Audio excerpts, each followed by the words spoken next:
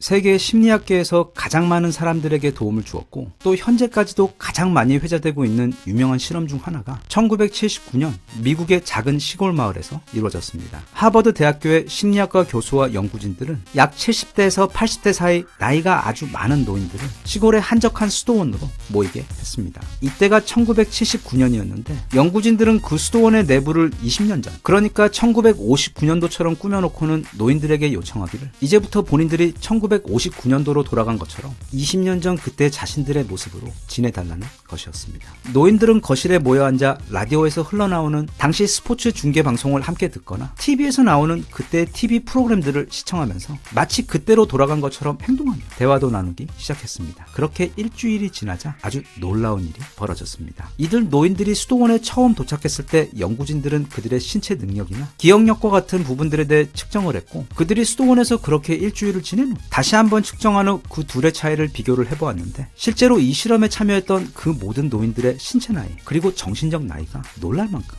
젊어진 것입니다. 단 일주일 만에. 수도원에 도착할 때에는 구부정한 걸음걸이로 힘들게 걸으며 누가 옆에서 도와주지 않으면 자기가 들고 온 가방도 제대로 옮기지 못할 정도였고 수도원에 들어와서도 조금만 걸으면 힘들어 아무데든 빨리 앉아 쉴 곳을 찾는 등 영락없는 힘없고 무기력한 노인들의 모습이었는데 그 일주일을 20년이 젊어진 모습으로 지내는 동안 이들의 자세와 걸음걸이는 몰라보도록 바르고 민첩해졌으며 키도 커지고 또 무척 활동적으로 변한 데다 주변의 도움 없이도 무거운 물건들도 당연하다는 듯 자신들이 직접 옮기며 아울러 청력과 시력 그리고 기억력까지 모두 좋아졌습니다. 이 놀라운 실험은 시간 거꾸로 돌리기 연구라고 불리며 발표 당시 세계 심리학계를 발칵 뒤집어 놓았던 하나의 엄청난 사건이었습니다. 이후 이 실험을 진행했던 하버드대 심리학과 교수 앨런 랭어는 그녀의 나머지 인생을 이 실험에서 얻게 된 교훈들을 더 깊이 파고들어 정리해서 실제로 전 세계인들이 가지고 있는 늙음에 대한 편견과 두려움, 그러니까 나이를 먹으면 당연히 몸도 마음도 급격히 퇴화하며 그래서 인생은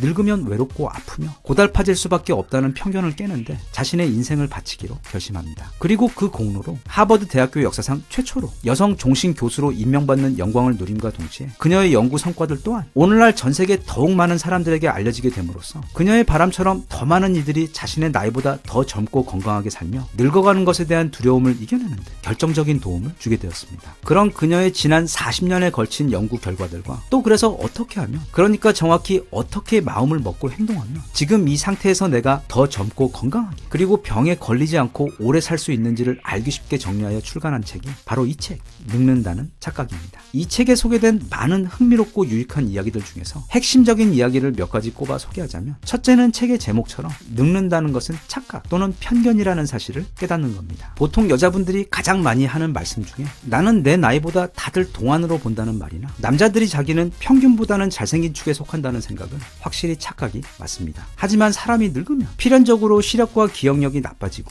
운동도 할 수 없을 정도로 체력이 떨어져 이제 조금만 걸어도 쉽게 숨이 차며 점점 몸도 약해져서 나이와 함께 오는 온갖 병에 노출되어 이제부터는 병 때문에 고생하게 될 것이라는 믿음은 착각이고 우리 사회에 만연해 있는 오래된 편견입니다. 보통 나이가 들어서 몸이 약하다고 느끼게 되는 건 그건 나이 때문이 아니라 안 써서 그렇습니다. 자연은 아주 효율적이라서 머리든 근육이든 뭐든 자꾸 쓰면 강해지고 느는 대신 안 쓰면 퇴화합니다. 늦은 나이에 운동을 시작하신 분들 이야기를 들어보면 체육관을 꾸준히 나간 지 대략 일주일에서 2주일도 안 돼요. 벌써부터 몸도 생활도 그리고 생각까지 완전히 바뀌어버린다는 이야기들을 많이 들을 수 있습니다. 결국은 마음가짐이 그 모든 차이의 핵심입니다. 그래서 책에서도 첫머리부터 랭어 박사는 이렇게 말합니다. 우리의 발목을 잡는 것은 신체가 아닙니다. 신체적인 한계를 믿는 우리의 그 사고방식입니다. 자기도 모르게 스스로 설정해버린 신체적 한계와 늙으면 이런저런 병에 걸리기 마련이라는 자기 충족적 플라시보 예언들로 인해 작은 질환을 나이로부터 오는 큰 병이라고 믿어 병을 키우게 되는 경우가 적지 않습니다. 이 책에서 상당 분량을 할애 설명하고 또 설득하고 있는 것이 바로 현재 과학과 또 의사들의 실제 능력에 대한 한계 이야기입니다. 의사들은 물론 매우 뛰어난 사람들이지만 신도 만능도 아닙니다. 한 예로 미국 의학협회에서 지난 2000년 발표한 실수는 인간의 일이라는 보고서에 따르면 미국에서만 한 해 연간 약 10만 명, 정확히는 9만 8천여 명 정도가 의료과실로 목숨을 잃습니다. 그건 미국 한 해 고속도로 교통 사망사고 교통사고와 유방암 사망, 그리고 에이즈 환자 사망수를 모두 합한 것보다도 많은 수치입니다. 그리고 이미 CT 사진을 보면서 병을 진단하는 데 있어 AI가 인간 의사들에 비해 수십 배나 더 정확하게 판단하고 있고, 또 그래서 이미 많은 병원에서 AI를 활용하고 있는데, 이 말을 다시 하면 그동안 의사들은 수십 배에 달하는 부정확한 진단을 내려왔다는 뜻이기도 합니다.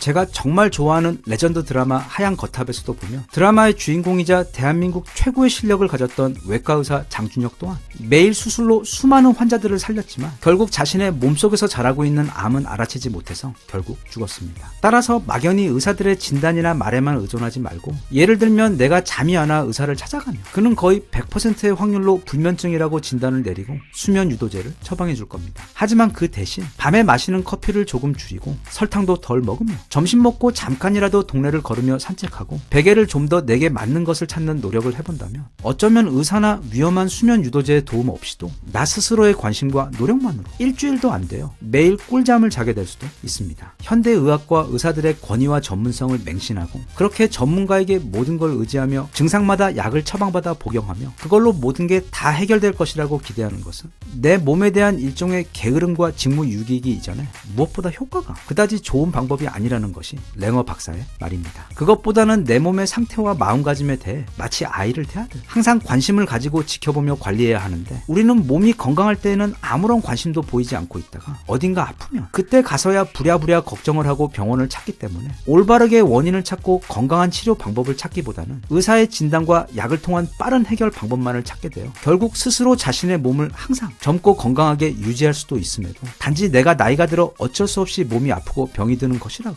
단정해버린다고 말하고 있습니다. 플라톤의 국가론에서도 보면 소크라테스는 자기보다 훨씬 나이가 많았던 케팔로스라는 할아버지에게 형님, 나이가 많이 들면 인생이 더 좋습니까? 나쁩니까? 하고 물었는데, 그때 케팔로스는 소크라테스에게 그건 나이의 문제가 아니라 나이를 먹음에 따라 네가 더 지혜로워지면 노년의 인생은 수월하고 편할 것이지만 그렇지 못하면 노년뿐만 아니라 청춘 또한 고생의 연속일 것이다 라고 대답하며, 나이 듦이나 건강은 물론 우리 인생의 모든 불행복이 근본적으로는 결국 마음가짐과 내 관심과 마음을 어디에 어떻게 지혜롭게 쓰는지에 비롯된 것이라고 귀뜸해 주었습니다. 그녀가 하고 싶은 두 번째 이야기는 사회에서 노인으로 사는 것이 불편한 이유는 우리 사회가 노인들을 위해 설계된 것이 아니기 때문이라는 점입니다. 그건 장애인들이 겪는 불편과 같습니다. 자동차만 보아도 젊고 건강한 사람들은 타고 내리는데 아무런 불편이 없지만 노인들 중 상당수는 불편을 호소하고 있습니다. 그건 그 노인의 몸에 결함이 있는 것이 아니라 자동차 설계에 결함이 있는 것입니다. 요양원이나 특정 병원 같은 데 빼고는 우리 사회 전체, 그리고 대부분의 물건들은 인간의 노화에 따른 미묘한 배려들을 완전히 무시하고 있습니다. 책에서는 우리 사회의 모든 것들이 어린 아이들을 위한 세발 자전거처럼 만들어져 있는데, 그걸 성인, 노인들이 그대로 사용하려다 보니 갖가지 불편함을 겪게 되고, 또 그러면서 그 과정에서 노인들은 아, 내가 너무 늙어서 이제 모든 게 너무 불편하구나 하고 느끼며 착각하게 되는 것이라고 전하고 있습니다. 이 책이 하고 싶은 이야기의 핵심이자 수많은 사례와 의학적 데이터를 통해 설득하고 있는 부분은, 우리 인간의 몸은 스스로 충분한 건강을 유지할 수 있도록 설계되어 있으며 우리가 우리 몸과 건강에 관심을 기울이는 딱 그만큼 우리가 아플 때나 또는 더 건강하고 싶을 때 무엇을 어떻게 해야 하는지에 대한 정보를 우리에게 준다는 점입니다. 다른 말로 꾸준한 애정과 관심을 통해 나하고 내 몸 사이에 효과적인 커뮤니케이션이 이루어질 수 있도록 해야 한다는 것입니다. 그게 내 몸과 내 건강, 그리고 내 삶에 대한 통제권을 회복하는 첫걸음입니다. 그래서 랭어 박사는 우리가 더 젊고 더 건강하게 살기 위한 그 통제권을 회복하기 위해서 다음과 같이 조언합니다. 인간의 마음가짐은 신체와 긴밀하게 연결되어 있기 때문에 평소 자신과 자신의 건강에 대한 마음가짐을 지혜롭게 다스려서 나와 내 삶에 있어 더 긍정적이고 희망적인 면을 보도록 항상 노력하고, 평소에도 애정과 사랑에 관심을 가지고 자신의 건강을 대한다면 우리의 신체는 그런 마음에 반응하고 보답하며 매년 나이가 한 살씩 더 든과 상관없이 오히려 병 없이 더 젊고 더 건강하게 유지될 수 있다고.